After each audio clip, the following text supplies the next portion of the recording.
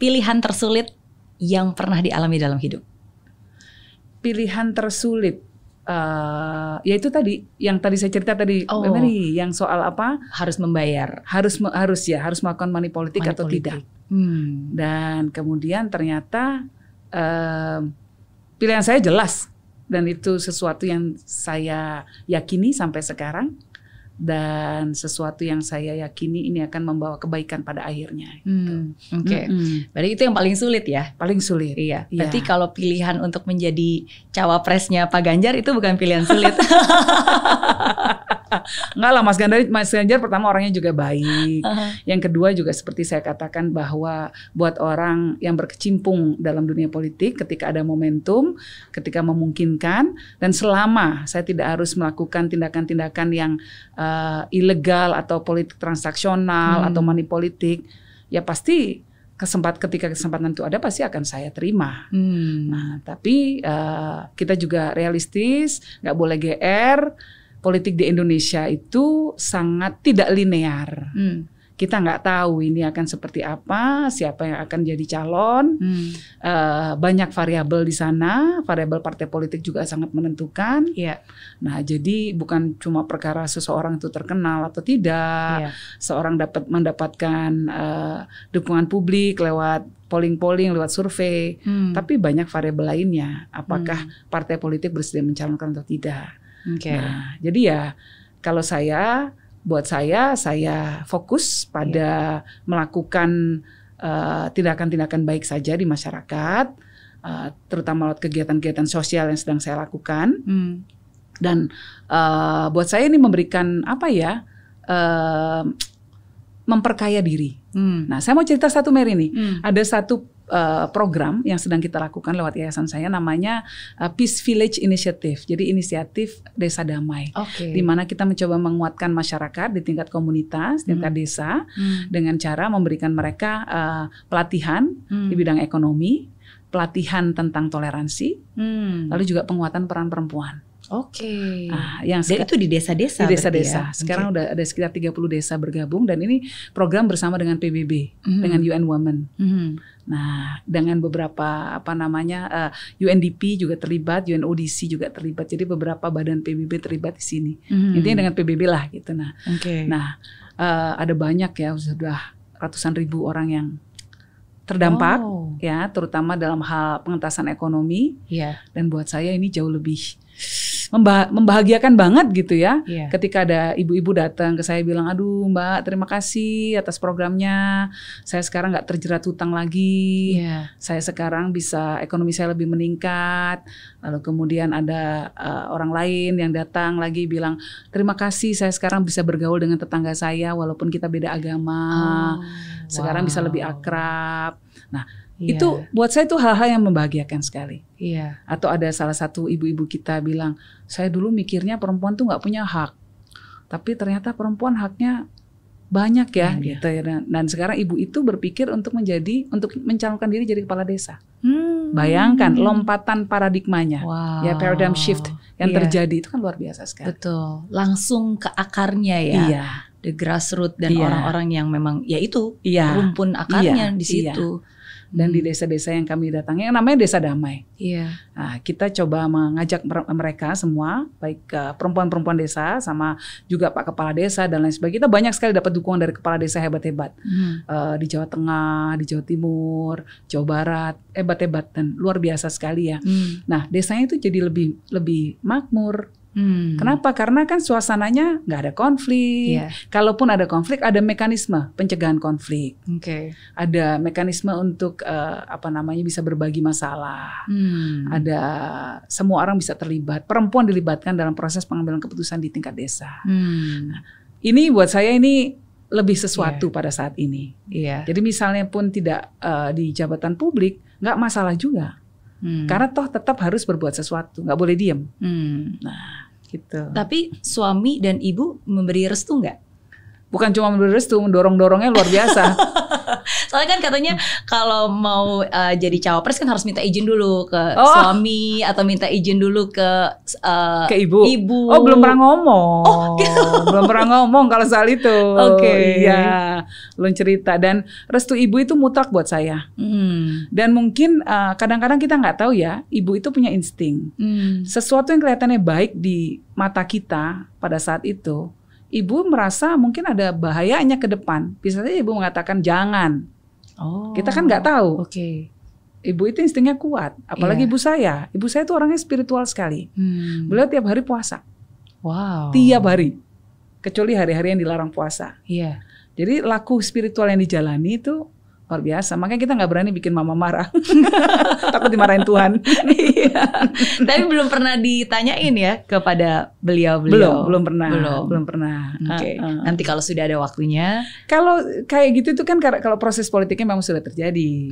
Kalau memang resmi ada yang mencalonkan ya barulah. Kalau cuma sekedar angan-angan begini kegeeran banget sih. Nanya-nanya. Ya, tapi at least kita membiarkan kesempatan itu terjadi sambil nggak harus nunggu kesempatan. Apapun juga bisa dikerjakan sekarang. Contohnya kayak di Desa Damai itu sesuatu hal yang memang real, tangible dan bisa langsung dirasakan. Karena ada banyak cara untuk bisa membuat perubahan. Baik di atas yang membuat kebijakan atau enggak ya langsung turun ke bawah ke akarnya. Intinya tujuannya tetap sama. Seorang Yeni Wahid ingin memberantasi intoleransi dan juga radikalisme, kemiskinan. Itu satu hal yang penting. Toleransi, kemiskinan. Kita intinya ingin menciptakan masyarakat yang toleran dan sejahtera. Pertanyaan terakhir, dari begitu banyak hal yang Tuhan izinkan terjadi dalam kehidupan Bu Yeni, apa pelajaran terbaik yang hidup pernah berikan untuk Bu Yeni? Bahwa kegagalan itu adalah proses yang harus kita terima dan kita harus belajar dari itu, karena dari situlah kemudian jalan menuju kesuksesan di masa depan. Jadi kadang-kadang kan kita ya terjebak ya ketika mengalami kegagalan, mentok ya sudah gitu. Tapi enggak, jangan pernah menyesali kegagalan. Ditur gitu kan, ditur kayak kita ada tembok di depan kita. Ya sudah, kalau ada tembok di depan kita, ada pintu yang tertutup, cari pintu lain yang masih terbuka. Dan itu selalu terjadi pada diri saya. Ketika saya ada tembok menghalangi, tahu-tahu lagi jalan, ada tembok, it's not meant to be. Memang jalannya bukan ke sana pada titik ini. Coba harus cari jalan lain. Dan bukan berarti kemudian harus stres, depresi. Boleh stres sebentar. Boleh, stres tuh boleh karena itu juga manusiawi ya. Stres, tapi jangan terjebak pada perasaan stres itu. Coba cari jalan lain. Kalau jalan ini sudah mentok, artinya memang nggak boleh nih lewat jalan itu pada titik ini. Cari jalan lain deh. Cari jalan lain untuk mengekspresikan diri kita. Untuk untuk berbuat baik, banyak jalan. Asal kita mau melihat. Jangan terpaku sama temboknya aja, malah ngambil palu terus mau di ini. Aduh, cari pintu, mendingan cari pintu yang lain. Itu pelajaran besar yang saya dapatkan. Dan ternyata banyak pintu-pintu lain yang terbuka itu membawa kebahagiaan yang lebih besar. Ini terutama juga ketika kita patah hati habis putus cinta. Ya kan? Wah, dulu kan juga gitu, begitu putus gitu kan nangisnya berbulan-bulan kan? Wah, seolah-olah hidup sudah selesai. Dunia runtuh kan gitu. Aku akan jomblo selamanya. Aduh, gak akan pernah menemukan cinta seperti dia. Aku gak akan pernah menemukan orang sesempurna dia dan lain sebagainya gitu kan? Aduh. Ternyata enggak, ada orang lain yang menunggu kita yang ternyata jauh lebih baik. Gitu, pengalaman pribadi. Tapi ada rahasianya. Harus minum air cucian kaki ibu. Itu kasus saya, nggak semua gitu. Kalau orang udah ikhlas dari sananya, jangan-jangan dulu saya karena nggak ikhlas kali. Suka bikin ibu marah. Jadi sama Tuhan dikasih pesan kayak gitu. Ya, tapi itu ya, kegagalan itu adalah seni hidup. Kegagalan adalah seni hidup. Tapi kuncinya adalah kita harus belajar dari situ. Jangan cuma kegagalan selesai gitu aja, jangan. Belajar dari kegagalan itu apa sih yang membuat kita gagal gitu ya. Tapi di sisi lain juga jangan terpaku. Ada satu hal yang saya belajar banyak dari profesor saya di Harvard di kelas leadership. Terutama untuk leaders ini ya, para pemimpin-pemimpin bangsa nih ya. Pemimpin bangsa itu punya peran besar, bukan peran. Dia harus menjalani dua peran sekaligus.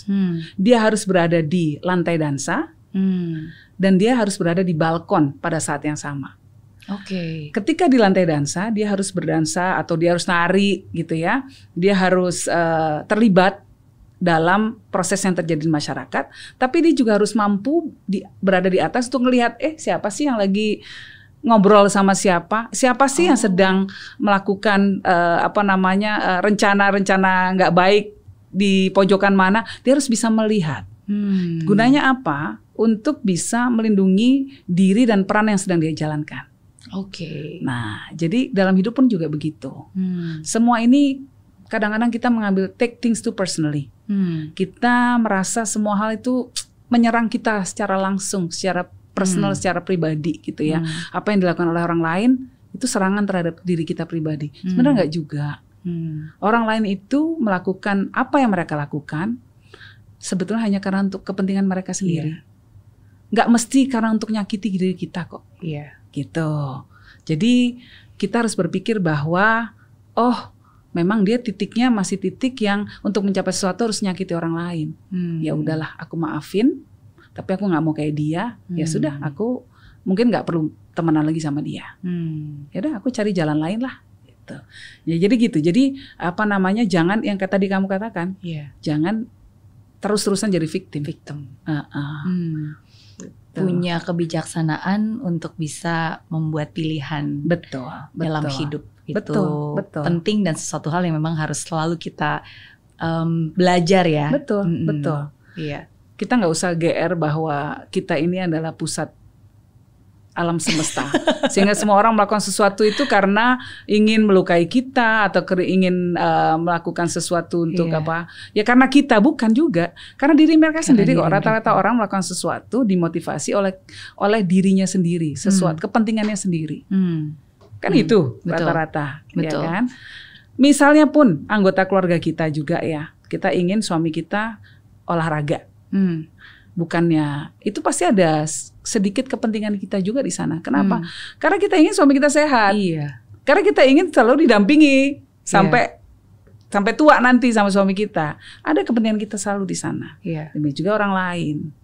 Nah, jadi mereka mikirnya ya kepentingan dirinya sendiri.